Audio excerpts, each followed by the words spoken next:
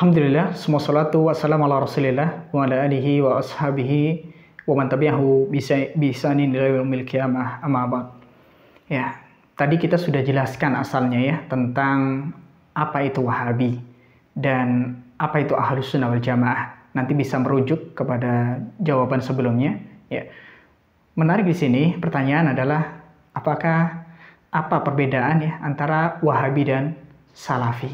Nah, ini sekali lagi pesan saya tadi, jangan sibukkan diri dengan gelar-gelar ya, sibukkan diri dengan bagaimana kita ya, karena gelar itu asalnya tidak kemudian berpengaruh ya, karena gelar itu hanya sekedar gelar ya, sebatas gelar. Tapi bagaimana yang menentukan kita nanti di hadapan Allah Subhanahu wa taala adalah bagaimana amalan kita ya. Kalau kita mengatakan diri kita Ahlus Sunnah wal Jamaah tapi nggak mau sholat misalkan, Ahlus Sunnah wal Jamaah tapi nggak mau mengikuti pemahaman Rasulullah atau pemahaman para sahabat, ya tidak pantas disebut Ahlus Sunnah wal Jamaah. Apa guna ya sebuah nama atau sebuah julukan kalau pembuktiannya ternyata tidak seperti halnya namanya. Ikhwatul iman, terkait daripada perbedaan antara Wahabi dan Salafi, ini memang isu yang sangat-sangat renyah untuk kemudian sering dijadikan bahan ya, untuk kemudian tadi ada kepentingan-kepentingan tertentu. Baik, ikhwatul iman, kalau tadi Wahabi kita sudah jelaskan ya. Sekali lagi, kalau Wahabi di sini yang dimaksudkan adalah siapa-siapa yang mengikuti pemahaman atau cara beragamanya daripada Syekh Muhammad bin Abdul Wahhab, cek dulu ya bagaimana agama atau cara beragama daripada Syekh Muhammad bin Abdul Wahhab. Apakah beliau melenceng dari petunjuk Allah dan Rasulnya dan juga pemahaman para sahabat dan para tabi'in atau tidak? Kalau beliau melenceng, ya kita katakan melenceng. Kalau beliau benar, maka kita katakan benar. Ya, kita harus adil dalam hal ini karena timbangan benar dan salahnya sesuatu itu adalah berdasarkan dalil, ya, berdasarkan daripada Al-Quran dan juga Sunnah Rasulullah SAW dan juga pemahaman yang benar dari para sahabat, para tabi'in dan juga para tabi'ut tabi'in. Ini terkait daripada Wahabi. Baik, kalau saya sendiri ketika ditanya tadi ya, apakah Ustadz Wahabi? Saya sampaikan tidak kemudian kita tersibukkan ya dengan istilah-istilah tersebut.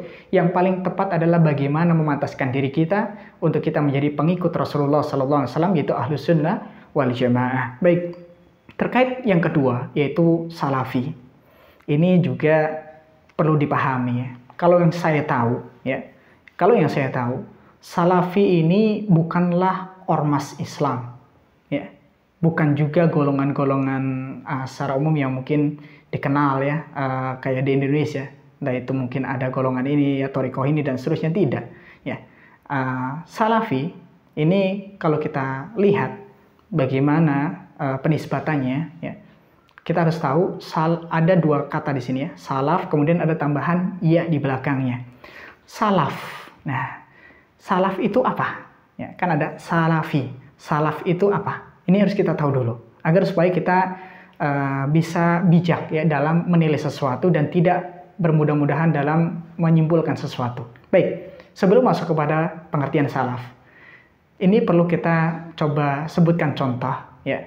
Contoh adalah ketika kita menisbatkan diri kepada madhab Imam Syafi'i, maka kita katakan Asy-Syafi'i atau Hambaliyun atau Malikiyun, Hanafiyun ya. Sebagaimana tadi Salafiyun, ini sama asalnya. Ini penisbatan. Nah, kalau Syafi'i atau Syafi'iyun itu artinya pengikut daripada Imam Asy-Syafi'i ya dalam madhabnya. Kemudian Maliki atau Malikiyun itu adalah pengikut Imam Malik. Atau Hambali itu pengikut madhab Hambali. Atau Hanafi pengikut madhab Hanafi. Adapun Salafi, ya ini perlu kita ketahui apa itu salaf. Ya, para ulama kemudian menjelaskan yang disebut dengan salaf adalah 3 generasi emas yang Rasulullah SAW sebutkan, khairu qaumin qarni, bahwasanya sebaik-baik kaum atau sebaik-baik umat adalah zamanku, summal ladzina yalunahum, summal ladzina yalunahum, kemudian generasi setelahnya, kemudian generasi setelahnya, yaitu generasi sahabat tadi yang pertama, kemudian generasi yang kedua yang terbaik adalah generasi para tabi'in, kemudian yang ketiga itu disebut dengan generasi tabi'ut tabi'in. Ini sepakat para ulama, bahkan contoh Imam Syafi'i, Imam Nawawi, dan juga imam-imam yang kita kenal yang lain, ini mereka sering memakai istilah ini, yaitu salaf. Ya, kaum salaf melakukan ini. Oh, para salaf dulu tidak melakukan ini. Oh, para salaf berkata demikian. Salaf, salaf, salaf, dan seterusnya. Salaf ini artinya tadi, mereka lah 3 generasi emas dari kalangan para sahabat, kemudian para tabi'in, dan juga para tabi'ut tabi'in. Nah, pengikut mereka disebut dengan salafi. Ya.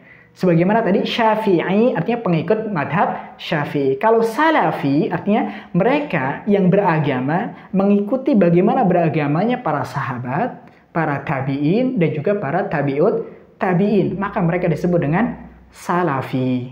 Ya. Dan ini sekali lagi, salafi itu bukan ormas. Ya.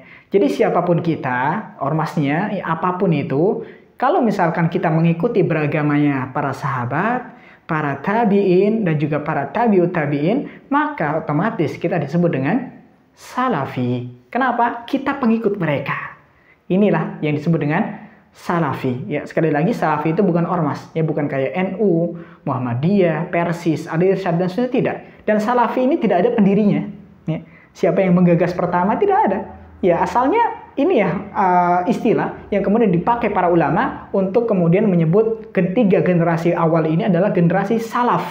Ya, adapun generasi setelahnya itu disebut dengan generasi khalaf ataupun generasi kebelakangan. Ya, salaf generasi terdahulu, yaitu 3 generasi emas ini yang tadi kita sebutkan, yaitu dari sahabat, generasi tabi'in, dan juga generasi tabi'ut tabi'in. Ya, kalau generasi sahabat banyak ya. Di sana ada contoh Abu Bakar As-Siddiq, ya, Abdullah bin Umar, dan juga yang lainnya. Contoh misalkan generasi tabi'in ada Ibnu Sirin dan juga yang lain-lainnya. Ikhwatul iman, ini penting untuk kemudian kita pahami ya. Perbedaan antara Wahabi dan Salafi berarti apa? Nah, berarti kalau secara penisbatan ya, Wahabi itu berarti mereka-mereka yang mengikuti pemahaman ataupun cara beragamanya daripada Syekh Muhammad bin Abdul Wahab. Tapi bisa jadi Syekh Muhammad bin Abdul Wahab, beliau adalah Salafi. Ya, mungkin beliau dalam beragama, coba cek ya. Setahu saya, ya saya coba cari ya daripada karya-karya beliau, ya kitab-kitab beliau, ternyata apa yang beliau sampaikan ini sesuai dengan apa yang dipahami daripada generasi-generasi salaf, yaitu generasi para sahabat, para tabi'in, dan juga para tabi'ut tabi'in. Ya.